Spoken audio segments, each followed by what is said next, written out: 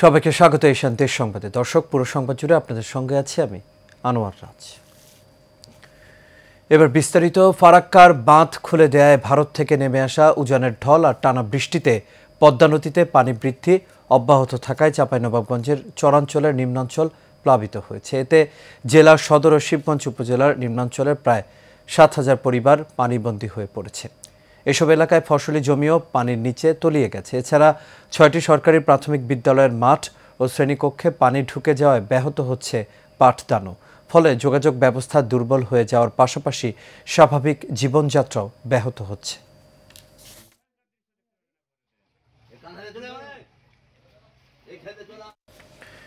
মাদারীপুরের শিবচরে নিখোঁজের 12 দিন পর মিজান শেখ নামের এক ভ্যান চালকের মরদেহ উদ্ধার করেছে পুলিশ। ভোরে উপজেলার মাধবের চর ইউনিয়নের বাখেরকান্দি এলাকায় মাটি চাপা অবস্থায় মরদেহটি উদ্ধার করে পুলিশ।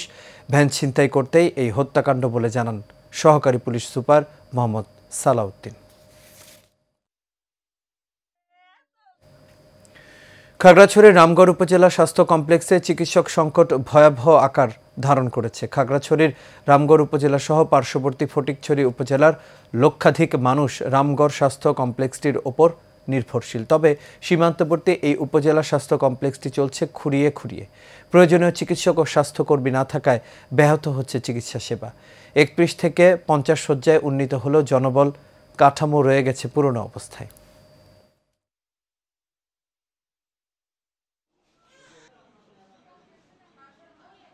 এখানে আউটডোরে শুধু ডাব তোলা হয়, তাও যেগুলো নর্মাল এক্সট্রাকশন ওগুলো করা হয়, বেশি ক্রিটিক্যাল এক্সট্রাকশনও হয় না। ডাক্তার আছে কিন্তু কোনো সরঞ্জাম নাই, রুগী দেখার মতো কোনো ব্যবস্থা নাই। আমি রুগী নিয়ে আসছি, আমাদের এখানে হাসপাতাল থেকে কোনো আমরা ওষুধ পাচ্ছি না এবং বাইরের থেকে নিয়ে আসতে হয়। আমরা বেশ কয়েকবার আমরা সিভিল সার্জন মহোদয়, বিভাগীয় পরিচালক মহোদয়ের মাধ্যমে আমরা স্বাস্থ্য অধিদপ্তরের মহাপরিচালক মহোদয়কে আমরা চিঠি দিয়ে বিষয়টি আমরা জানিয়েছি।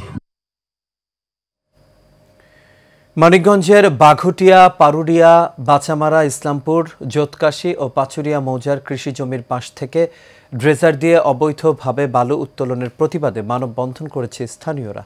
সকালে বাঘুটিয়া বাজারে ভুক্তভোগী কয়েকশো গ্রামবাসী এই মানববন্ধন ও প্রতিবাদ সমাবেশে অংশ নেন। এ সময় বক্তারা বলেন, দিনরাত ড্রেজার দিয়ে বালু তুলে নিচ্ছে একটি মহল, এতে ধানক্ষেত নদীতে বিলীন হচ্ছে। এছাড়াও ঘরবাড়ি হারানোর ভয় তাড়া করছে তাদের। তাই অবৈধ বালু উত্তোলন বন্ধে প্রশাসনের কার্যকর পদক্ষেপ কামনা করেন তারা।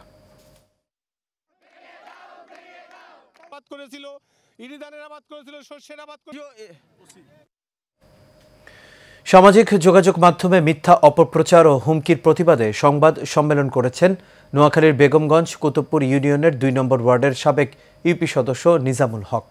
নিজ বাড়িতে আয়োজিত সংবাদ সম্মেলনে তিনি বলেন, পূর্ব বিরোধের জের ধরে তার ভাতিজা দেলোয়ার হোসেন রিপন, আক্তার হোসেন ও কামাল হোসেন তাদের সহযোগীদের দিয়ে তার বিরুদ্ধে ফেসবুক সহ সামাজিক যোগাযোগ মাধ্যমে মিথ্যা অপপ্রচার চালিয়ে যাচ্ছে। তাই এসব ঘটনার সাথে জড়িতদের বিচার দাবি করেন তিনি।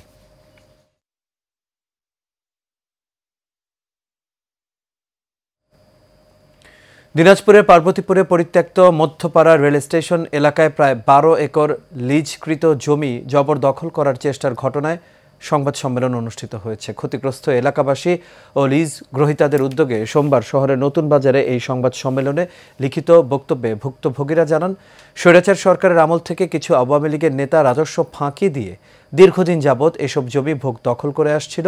সম্প্রতি রেল কর্তৃপক্ষের দেয়া লিজকৃত এসব জমিতে চাষাবাদ করতে গেলে তাদের বাধা দেয়া হয়। এই ঘটনায় জড়িতদের দৃষ্টান্তমূলক শাস্তির দাবি জানান ক্ষতিগ্রস্ত কৃষকরা। এতে বায়েজিদ বোস্তামি, জনাব আলী, ফায়জার রহমান সহ সংশ্লিষ্টরা উপস্থিত ছিলেন।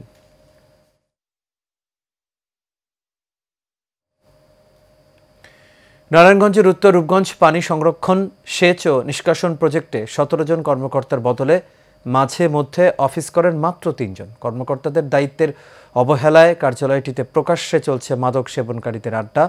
আবার নানা অজুহাতে অফিস বন্ধ থাকায় সামান্য বৃষ্টিতেই তলিয়ে যায় ফসলি জমি ও রাস্তাঘাট। রাকিব উদ্দিন ফয়সালের ক্যামেরায় মোহাম্মদ রিপন মিয়ার রিপোর্ট। বিস্তারিত জানাচ্ছেন শোয়েব সাত্তার লিজন। 1985 সালে নারায়ণগঞ্জের রূপগঞ্জ উপজেলার দাউদপুরে ফসলি জমি ও সেচ নিষ্কাশনের জন্য খাল খনন করে পানি সংরক্ষণ, সেচ ও নিষ্কাশন প্রজেক্ট নির্মাণ করা হয়। কিন্তু বর্তমানে জনবল সংকটের পাশাপাশি সময় মতো পাম্প চালু না করায় সুবিধাবঞ্চিত স্থানীয়রা। এই প্রকল্পের পানি যদি সঠিক সময়ে সঠিকভাবে তারা যদি নিষ্কাশন করত, তাহলে আমাদের এখানে এত জলাবদ্ধতা হতো না। এখানকার যে পরিবেশটা আমরা নিজ চোখে দেখেছি সরজমিনে, বর্তমানে তার ছিটেফোঁটো আমরা পাচ্ছি না। এগুলো একান্তই হচ্ছে পানি উন্নয়ন বোর্ডের যারা আছে কর্তৃপক্ষ তাদের অবহেলার কারণে।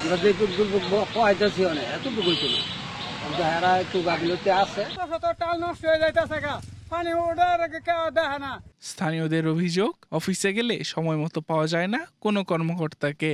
তবে বেশ কয়েকবার ঘুরে উপসহকারী প্রকৌশলী সাদিকুর রহমানকে পাওয়া গেলেও তিনি বলেন ভিন্ন কথা। আজকে 12টার দিকে আসছি, আজকে আমার ডিভিশন অফিসে কল ছিল, আমি এখানে যাচ্ছিলাম, যখন প্রথমত শুনলাম যে আপনারা আসছেন তখন আমি আবার এইদিকে যাই। ট্যাক্সের টাকায় যাদের বেতন হয় তারা যদি গাফিলতি করেন, কাজকর্ম না করেন, তারা যদি মনে করেন যে ফেসিবাদ স্বৈরাচারের যে 17 বছর ছিল সেই 17 বছরের মতো তারা রাম রাজত্ব কায়েম করে লুটে পুটে খাবে, সেই দিন কিন্তু শেষ। পানি সংরক্ষণ, সেচ ও নিষ্কাশন প্রজেক্টের সুবিধা বঞ্চিত 3 ইউনিয়নের সংকট কাটাতে লোকবল নিয়োগের পাশাপাশি সুইচ গেট সচল রাখার দাবি এলাকাবাসীর। Shoaib Sattar Lizon, Asian Television. পাবনায় ভুল ওষুধ দিয়ে রোগীকে হয়রানির অভিযোগ উঠেছে কাশেম নামের এক ফার্মেসির মালিকের বিরুদ্ধে। বেড়া উপজেলার কাজিরহাট বাজারে এই ঘটনা ঘটে। সম্প্রতি স্থানীয় এক শিশুর জন্য সিরাপ কিনতে গেলে সে সিরাপের পরিবর্তে একই নামের অধিক পাওয়ারের ক্যাপসুল দেন। এ বিষয়ে অভিযুক্ত ফার্মেসির মালিক কাশেমের কাছে জানতে চাইলে সে রোগীর বাবার ওপর চড়াও হন। এক পর্যায়ে দুই পক্ষের তর্ক বিতর্ক এবং হাতাহাতির ঘটনা ঘটে। স্থানীয়দের অভিযোগ, এসকে ফার্মেসির মালিক কাশেম মাঝে মধ্যেই রোগীদের ভুল ওষুধ দিয়ে বিভ্রান্তি সৃষ্টি করে। এমন ঘটনায় ভুক্তভোগীর লিখিত অভিযোগের ভিত্তিতে ওই ফার্মেসির মালিককে পুলিশ আটক করে। পরে এলাকার লোকজন বিষয়টি সমঝোতা করে। কোম্পানির ভিতর দিয়ে ওষুধ দিছিল, আবার এইটি আমি নিজে হাতে আবার ধরিয়ে তারপরে এইটি আমি থানায় এলে ধরা দিয়েছিলাম। বললাম যে আপনি এই ওষুধটা কীভাবে আমার কাছে বিক্রি করলেন? আমি যদি এই ডেটটা যদি না দেখি, যদি ওষুধটা খাইতাম তাহলে আমার যদি কোনো বড় ধরনের একটা ক্ষতি হয়ে যেত। পরে আমি যা বললাম যে আপনি তো ভুল ওষুধ দিচ্ছেন, পরে এলে আমার সাথে অনেক তর্কাতর্কি বিশৃঙ্খলা হয়েছে বিধায় এই যে এটা আপনারা মনে করেন যে জানছেন, তাছাড়া হয়তো জানাই যায় না। তাছাড়া এরকম ঘটনা এটা র্যান্ডাম ঘটতো, কারণ একজন ডাক্তার চিকিৎসা করতে গেলে এরকম ছোটখাটো ভুল হবে, একজন রোগী মারা যাবে, এটাই নিয়ম, এর কোনো ব্যতিক্রম নাই। আগামী জাতীয় সংসদ নির্বাচনকে কেন্দ্র করে কুমিল্লা 5 আসন বুড়িচং ব্রাহ্মণপাড়ায় নির্বাচনী প্রচার প্রচারণায় ব্যস্ত সময় পার করছেন ব্যারিস্টার আব্দুল্লাহ আল মামুন। সেখান থেকে বিস্তারিত জানিয়েছেন সহকর্মী আশিকুর রহমান রাসেল। নির্বাচনকে কেন্দ্র করে কুমিল্লা বুড়িচং ব্রাহ্মণপাড়া 5 আসন থেকে যিনি নির্বাচন করতে যাচ্ছেন ব্যারিস্টার আব্দুল্লাহ আল মামুন, আমরা এই মুহূর্তে একটু ওনার সাথে কথা বলতে চাই যে আগামী জাতীয় সংসদ নির্বাচন নিয়ে আসলে আপনার প্রস্তুতি কেমন? আগামী জাতীয় সংসদ নির্বাচন নিয়ে আমার প্রস্তুতি আমি মোটামুটি ভালোই রেখেছি এবং এটা করে যাচ্ছি, কারণ আমার দৃঢ় বিশ্বাস এবার আমাদের জাতীয়তাবাদী দল ক্ষমতায় আসবেন। এই দলের ভারপ্রাপ্ত চেয়ারম্যান তিনি তার দক্ষতা প্রমাণ করেছেন। লন্ডন থেকে নির্বাসনে থেকেও তিনি তার দলকে সম্পূর্ণভাবে এককভাবে গড়ে তুলেছেন এবং দল সম্পর্কে যে রাষ্ট্রের যে মেরামতের জন্য তিনি যে 31 দফা দিয়েছেন, এই দফাটি হচ্ছে একটি পূর্ণাঙ্গ দফা। কারণ এর ভিতরে ফরেন পলিসি কী হবে তা আছে, রাষ্ট্রের সংস্কার কী হবে সেটা আছে, এবং জনগণের দুর্ভোগ কীভাবে করা হবে এবং বৈদেশিক নীতিতে কার সাথে কী থাকবে, সমস্ত জিনিসগুলি 31 দফার ভিতরে তিনি বর্ণনা করেছেন। তা আমি মনে করি ওনার এই পরিকল্পনাকে বাস্তবায়ন করতে হলে আমরা যারা ছাত্র রাজনীতি করে এবং সত্যিকার অর্থে রাজনীতি করেছি এবং কোনো রকম দুর্নীতি ব্যবসা বাণিজ্যে না গিয়ে নিজেদের পরিশ্রমকেই আমরা পুঁজি করে সেখানে গড়ে তুলছি, সুতরাং তার পাশে যদি আমরা নির্বাচিত হয়ে দাঁড়াতে পারি তাহলে এই উন্নয়নের প্রচেষ্টাগুলি আমাদের ভাবি রাষ্ট্রপতি বা প্রধানমন্ত্রী যিনি হবেন তারাও দেশটাকে সুন্দর এবং সার্থকভাবে চালাতে পারবেন। নারায়ণগঞ্জের রূপগঞ্জে পূর্ব শত্রুতার জেরে প্রতিপক্ষের হামলায় মা ও ছেলেকে গুরুতর আহত হয়েছে। সকালে উপজেলার পশ্চিম এলাকায় এমন ঘটনা ঘটে। হামলার শিকার ইয়ার হোসেনের স্ত্রী সীমা জানান, একই এলাকার বাবুল মিয়ার স্ত্রী কুলসুম শামসুর ছেলে বাবুল, মনির হোসেন, মুজিবুরের ছেলে স্বপনদের সাথে বিরোধ চলে আসছিল। গতরাতে 4 থেকে 5 জনকে নিয়ে তারা হামলা করে। এই সময় তারা লুটপাট চালায়। এই ঘটনায় রূপগঞ্জ থানায় অভিযোগ দায়ের করা হয়েছে। রূপগঞ্জ থানা ভারপ্রাপ্ত কর্মকর্তা তরিকুল ইসলাম ঘটনা তদন্ত করে ব্যবস্থা নেওয়ার আশ্বাস দিয়েছেন।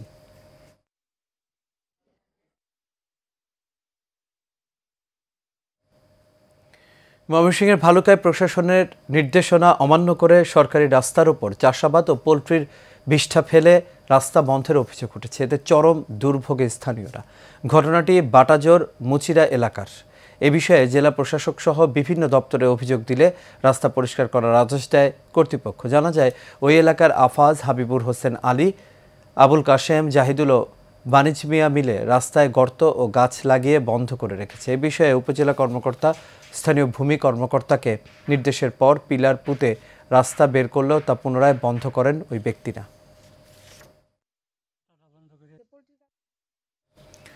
প্রযুক্তি নির্ভর যুবশক্তি বহুপাক্ষিক অংশীদারিত্বে অগ্রগতি, এই প্রতিপাদ্যে বরিশালের আগলঝাড়ায় উপজেলা প্রশাসন ও যুব উন্নয়ন অধিদপ্তরের আয়োজনে র্যালি ও আলোচনা সভা অনুষ্ঠিত হয়েছে। সকালে জাতীয় যুব দিবস 2025 উপলক্ষে একটি শোভাযাত্রা উপজেলার বিভিন্ন গুরুত্বপূর্ণ সড়ক প্রদক্ষিণ করে। পরে উপজেলা হলরুমে এ সময় উপস্থিত ছিলেন উপজেলা মৎস্য কর্মকর্তা মানিক মল্লিক, বীর মুক্তিযোদ্ধা সেকান্দার আলী মৃধা, বিআরডিবির চেয়ারম্যান আক্তারুজ্জামান সহ আরও অনেকেই।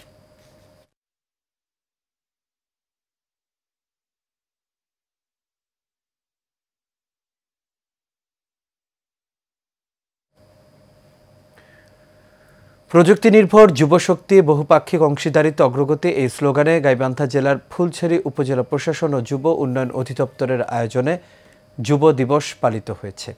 এই উপলক্ষে উপজেলা চত্বর থেকে একটি র্যালি প্রধান সড়ক প্রদক্ষিণ শেষে উপজেলা পরিষদ হলরুমে আলোচনা সভায় মিলিত হয়। ফুলছড়ি উপজেলা যুব উন্নয়ন অফিসার তাজুল ইসলাম আল বেরুরির সভাপতিত্বে সভায় প্রধান অতিথির বক্তব্যে উপজেলা নির্বাহী অফিসার জগৎ বন্ধু মণ্ডল ছিলেন। এছাড়া বিশেষ অতিথি হিসেবে আরও বক্তব্য রাখেন ফুলছড়ি উপজেলা কৃষি কর্মকর্তা কৃষিবিদ মিন্টু মিয়া, প্রাণী সম্পদ কর্মকর্তা জহিরুল ইসলাম সহ অন্যান্য কর্মকর্তা। এ সময় ফুলছড়ি প্রেস ক্লাবের সাধারণ সম্পাদক তৌহিদুর রহমান তুহিন, প্রশিক্ষণার্থী, গণমাধ্যম কর্মীরা এবং বিভিন্ন দপ্তরের কর্মকর্তাবৃন্দ উপস্থিত ছিলেন। তরুণ প্রজন্মের প্রথম ভোট ধানের শীষের পক্ষে হোক, এই স্লোগানকে সামনে রেখে ভোলার দৌলতখানে লিফলেট বিতরণ করেছে ভোলা 2 আসনের সাবেক সংসদ সদস্য হাফিজ ইব্রাহিম। সোমবার দৌলতখানের বাংলা বাজার ও গোয়িঙ্গার হাটসহ বিভিন্ন বাজারে লিফলেট বিতরণ করা হয়। এ সময় উপস্থিত ছিলেন উপজেলা বিএনপি সহ সভাপতি নিজাম ভুইয়া, সাধারণ সম্পাদক শাহজাহান সাজু, সাংগঠনিক সম্পাদক মাহবুবুর মোর্শেদ কুট্টি, উত্তর জয়নগর ইউনিয়ন বিএনপির সাধারণ সম্পাদক মনির হোসেন, যুবদল নেতা লিটন সহ আরও অনেকে।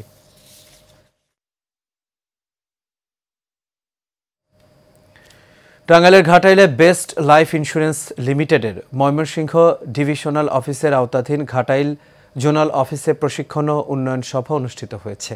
সকালে ঘাটাইল জোন সার্ভিসিং সেন্টারের আয়োজনে অফিস কার্যালয়ে বেস্ট লাইফ ইন্স্যুরেন্স লিমিটেডের সহকারী agency director of Ghatail zonal office incharge Mohammad Shiblu মিয়ার সভাপতিত্ব ও ব্রাঞ্চ ম্যানেজার মোহাম্মদ কামরুজ্জামান ভুইয়ার সঞ্চালনায় এতে প্রধান অতিথি ছিলেন সহকারী ব্যবস্থাপনা পরিচালক মোহাম্মদ মাসুম হাসান জামাল। প্রধান প্রশিক্ষক ছিলেন সিনিয়র ভাইস প্রেসিডেন্ট ও head of training Mohammad Jamil Uddin.